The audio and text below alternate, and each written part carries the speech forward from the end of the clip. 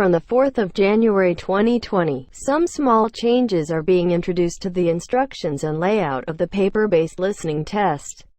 The paper-based test will now be divided into parts 1, 2, 3, 4. This is the new Ielts listening test format test. We will be removing the Part 1 example. We are also removing the page number references.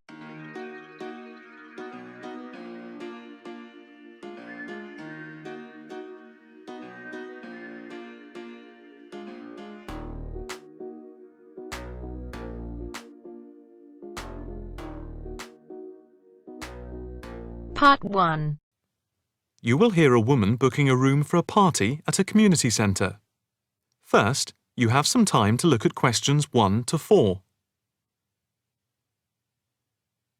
Listen carefully and answer questions 1 to 4. Hi, good morning. My name's Pete. How can I help you? Hi, my name's Maria Lincoln. I understand you hire out rooms in the community centre as venues for parties? Yes, we do. We've various sized accommodation. It depends on what you're looking for, really. We're looking to hold a party, a children's birthday party, and we need a room that will hold about 70 people, with space for a small disco area, games, dancing, and food. Well, we have a large room, and it would certainly hold at least 100 people comfortably. It's used a lot for parties and things like that. That sounds as if it might be suitable. I've tried various venues, and they're either booked up or they don't hold enough people. Can you tell me when you were thinking of holding the party? I know it's short notice, but we wanted to hold it Saturday week. That's September 15th. Let's have a look. Yes, you're in luck. The Mandela suite is free then. I'll just write that down. Mandela. And the time. When were you thinking of holding it? In the afternoon, from 3:30 p.m. to 9 p.m. Yes, okay. There's no smoking on the premises, and we're only licensed to have soft drinks. That's okay. I think I'm happy to go ahead. Before you hear the rest of the conversation, you have some time to look at questions 5 to 10.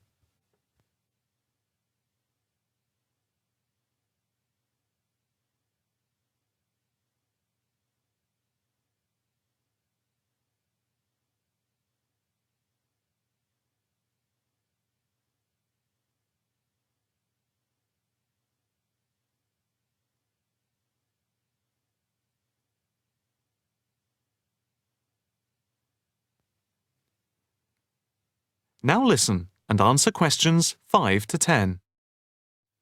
Can you just give your postcode? Yes, it's PA5 7GJ. Fine. And the flat and street number? It's flat number 40, and the street number is 35. Okay, so that's flat 40, 35 Beaches Street. Yes, that's right. And a contact number?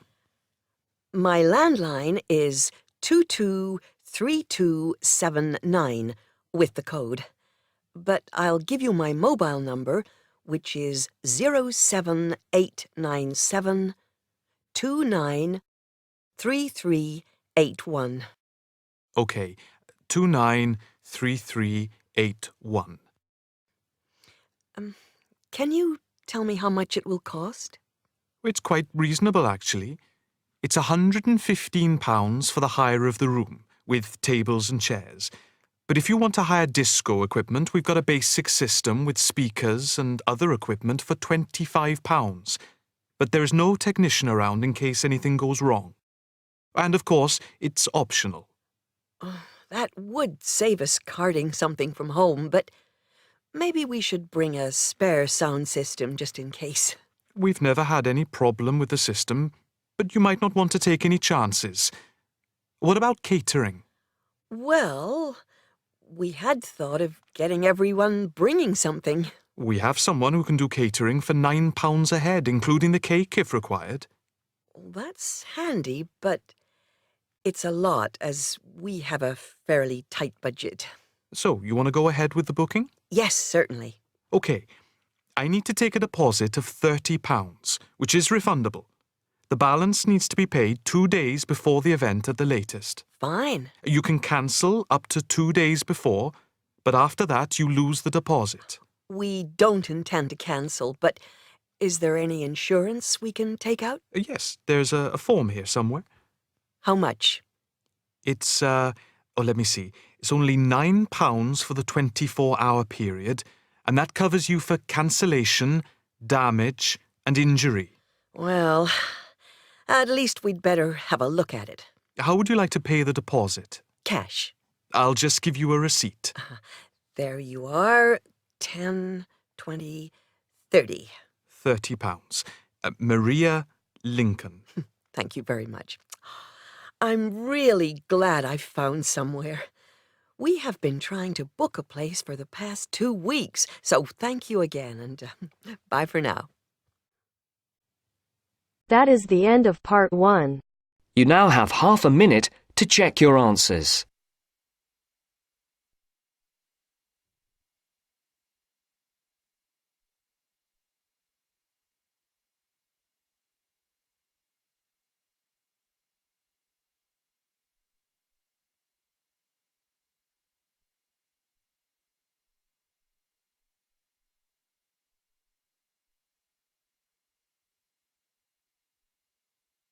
Now turns to part 2. Part 2. You will hear a guide giving instructions to a group of international students in Canada preparing for a whale watching trip. Before you hear the talk, you have some time to look at questions 11 to 16.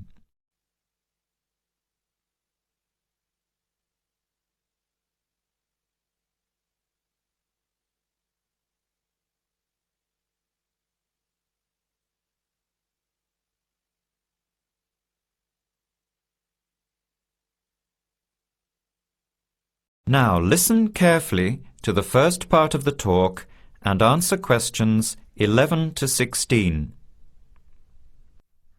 Hello, everyone. Glad to see so many happy faces on this wild and windy day.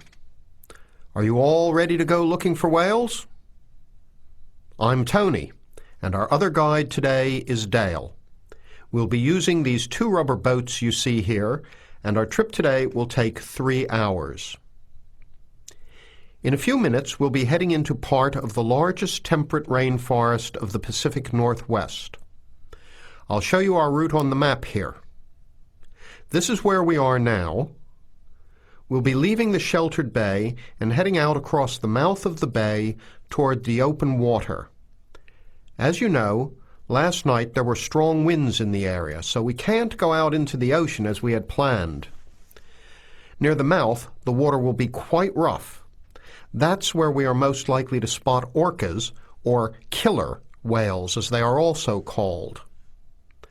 After crossing the mouth of the bay, we'll enter the calmer, shallower waters. This is where you look for gray whales. Then we will continue up this narrow inlet close to the shore. You will have a great view of giant fir and cedar trees that have never been logged. Here is the place to watch for wildlife. You are likely to see bears along the shore and eagles in the sky overhead. Right at the back of the inlet here are the hot springs where we will be stopping for an hour. You can have a soothing soak in bubbling hot water before the return trip. I'll tell you a little bit about the whales now, because with the noise of the wind and the engine, you won't be able to hear much out there. As we head out in the boat, we will probably see dolphins first. They are a gray color and quite small, 1 to 2 meters long. They will swim right beside the boat, racing along and sometimes jumping out of the water just ahead of us. They swim very fast, and they are playful and curious. They're really fun to watch. The next ones we'll see are orcas, or killer whales, which are actually members of the dolphin family. They are 7 to 8 meters long, very fast, and they have sharp teeth. Some stay in these waters all year round. We identify them by the distinctive black and white color. They feed mainly on salmon in these waters, but the orca diet can include seabirds, seals, dolphins, and other mammals. They can be fierce hunters, and this is why they are called killer whales. We should start watching for them as soon as we get out toward open water.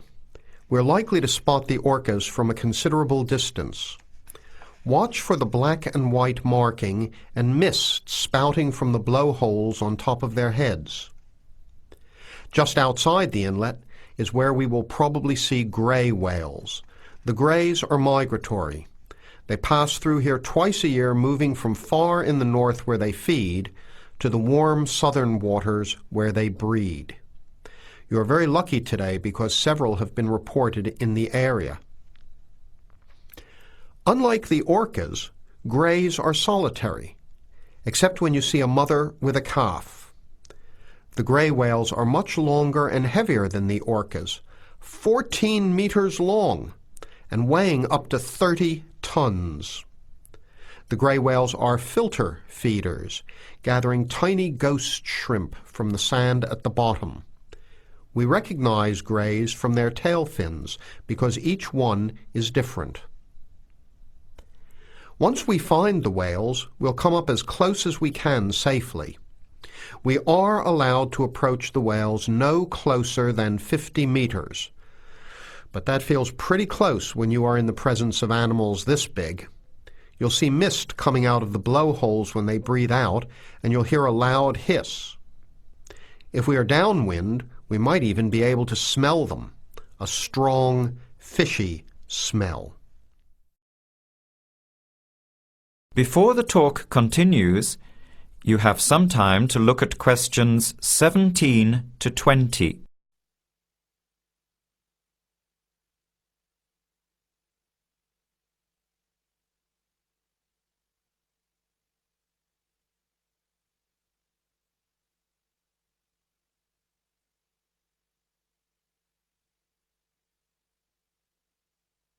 Now, as the talk continues, answer questions 17 to 20.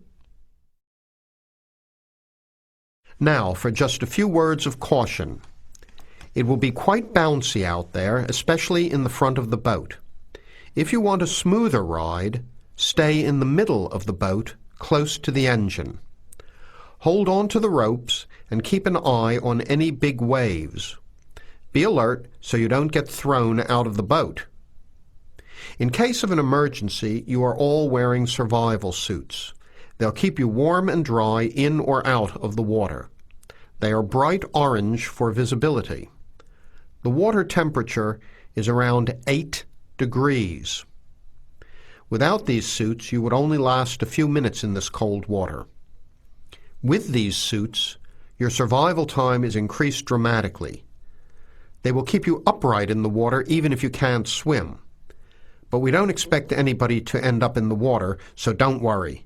Now, are there any questions? I'm afraid of getting seasick. Right. I was just coming to that. If you think you might get seasick, take one of these patches and put it on your arm at the wrist, like this. It works on pressure points of the body and will relieve seasickness without the drowsiness you can get from pills. Are there any other questions? All right then, let's start loading up the boats. We leave in 5 minutes. That is the end of part 2. You now have half a minute to check your answers.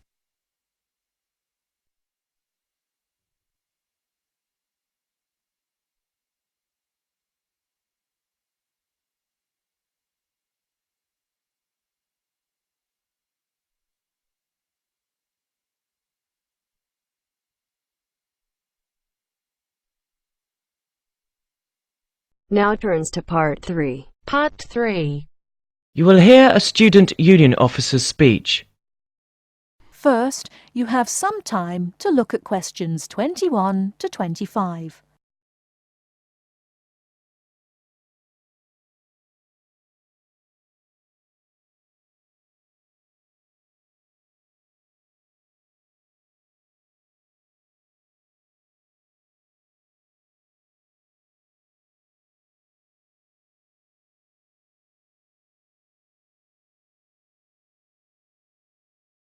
Now listen carefully and answer questions 21 to 25. Hi there. May I wish you a very warm welcome to Ealing College, and more especially to the Student Union. The Student Union is run by 4 sabbatical officers, of which I am one. As the President, I am charged with the overall day-to-day running of the Union itself, according to established policies within the Constitution. We also have a brilliant staff team who'll help us, and you'll meet them when you have 5 minutes to drop in and see us. The last year has seen the Student Union grow from incorporating a bar and a few offices with a small shop into being a thriving concern, which controls, to its credit, 2 bars, a cafe bar or restaurant, a shop, a comprehensive welfare department, and numerous offices. All this has been achieved by sheer hard work and dedication on the part of last year's sabbatical team and staff, who overcame many obstacles and teething problems, but won through in the end. This year, our aims as a team will be to consolidate on what has already been achieved, and to secure the future of the Union. With the new post of Vice President, Social and Communications, our main emphasis will be on communications within the college, which has always proved a problem in the past, but one which we hope to improve upon this year. One way will be the regular publication of a Student Union magazine, so all you budding journalists, come on down.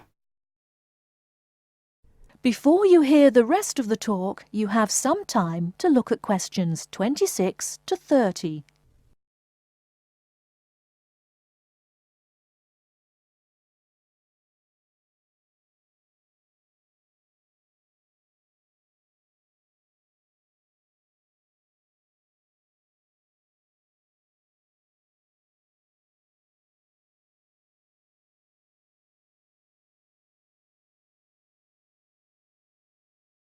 Now listen and answer questions 26 to 30. We are very aware that a lot of you have never had any contact with student unions before, and don't know what they are or what they can do for you. So basically, here's a quick rundown. If you have any problems at all, either when you start college or throughout your time here, don't hesitate to drop in the SU office in the North Building and see Pat, our office assistant. She will be able to help you with most of your day-to-day general inquiries, or if she can't, she will direct you to one of our staff who can.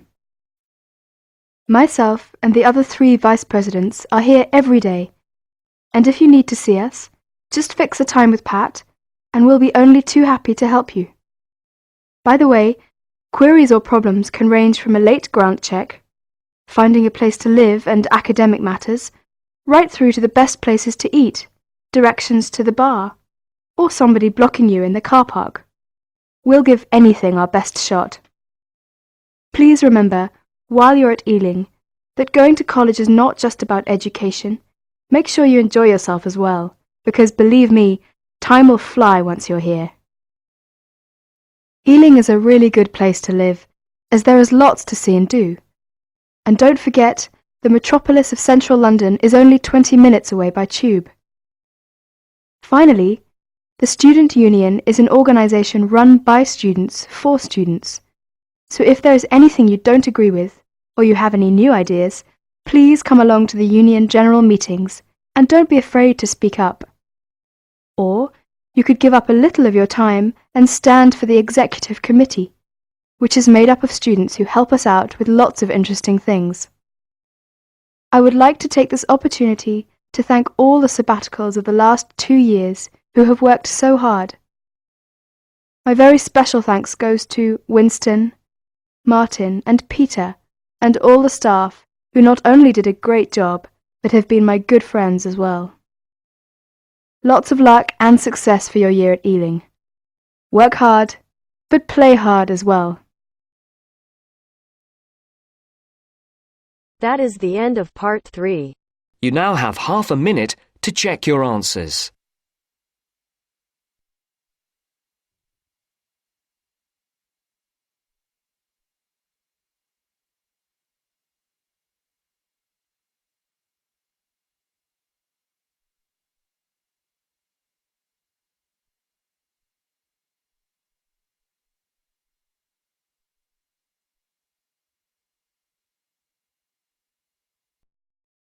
Now turns to part 4. Part 4. You will hear an extract from a talk about preventative medicine, specifically how students can look after their own health. Listen to what the speaker says and answer questions 32 to 40. First, you have some time to look at the questions.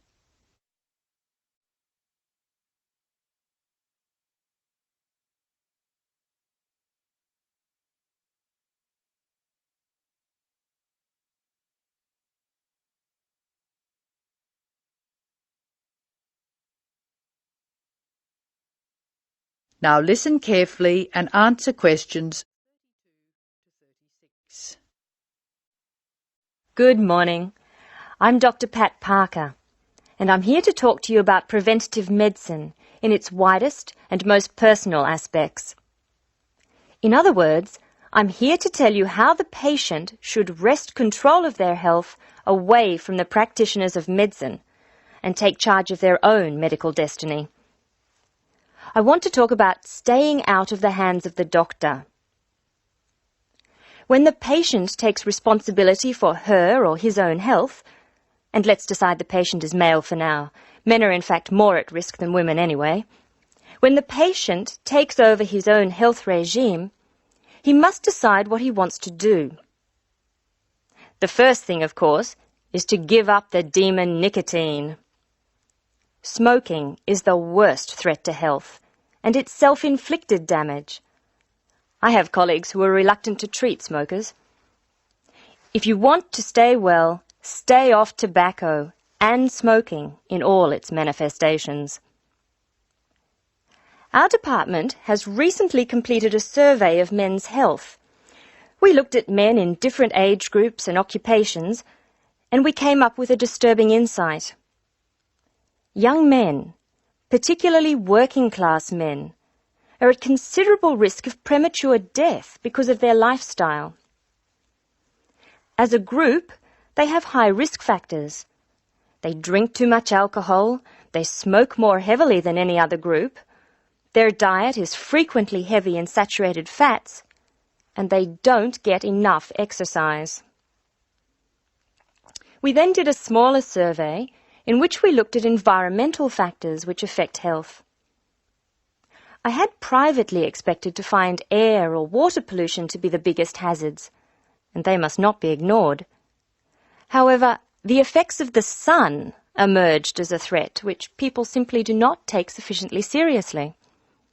Please remember that too much sunlight can cause permanent damage. Given this information, and the self-destructive things which people, particularly young men, are doing to themselves, one could be excused for feeling very depressed. However, I believe that a well-funded education campaign will help us improve public health standards and will be particularly valuable for young men. I'm an optimist. I see things improving, but only if we work very hard. In the second part of the talk, I want to consider different things that you as students can do to improve your fitness.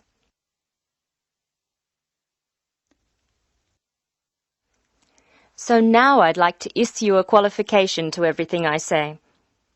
People will still get sick, and they will still need doctors. This advice is just to reduce the incidence of sickness. It would be great if disease were preventable, but it's not. However, we have power. In the late 80s, the Surgeon General of the United States said that 53% of our illnesses could be avoided by healthy lifestyle choices. I now want to discuss these choices with you. You should try to make keeping fit fun. It's very hard to go out and do exercises by yourself. So it's wise to find a sport that you like and play it with other people.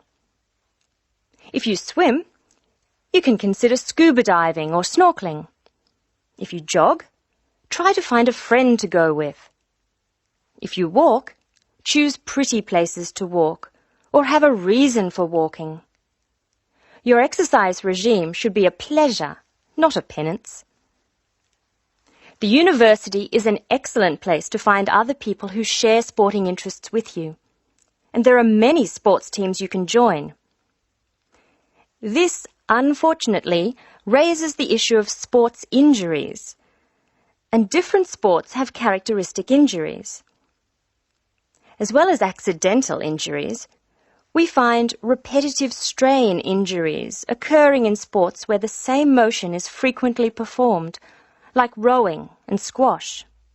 The parallel in working life is repetitive strain injury which may be suffered by typists or other people who perform the same action hour after hour, day after day. In this context, therefore, the most important thing to remember before any sport is to warm up adequately. Do stretching exercises and aim at all times to increase your flexibility. Be gentle with yourself and allow time to prepare for the game you have chosen to play. Don't be fooled by the term warm-up, by the way. It's every bit as important to do your warm-up exercises on a hot day as on a cool one. I think one of the most sensible and exciting developments in the reduction of injury is the recognition that all sports can borrow from each other. Many sports programs are now encouraging players to use cross-training techniques. That is, to borrow training techniques from other sports.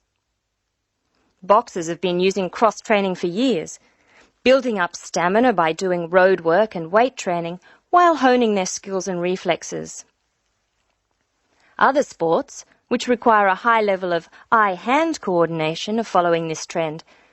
So, you see table tennis players running and jogging to improve their performance, and footballers doing flexibility exercises, which can help them control the ball better.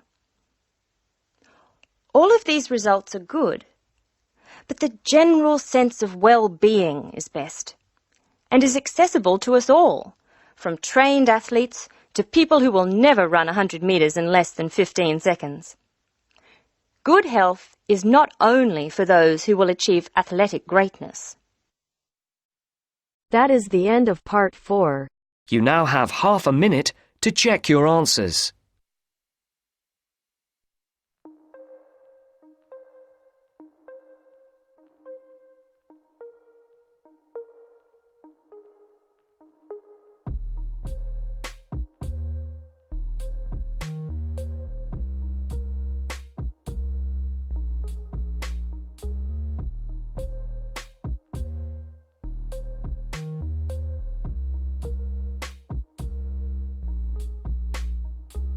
That is the end of the test.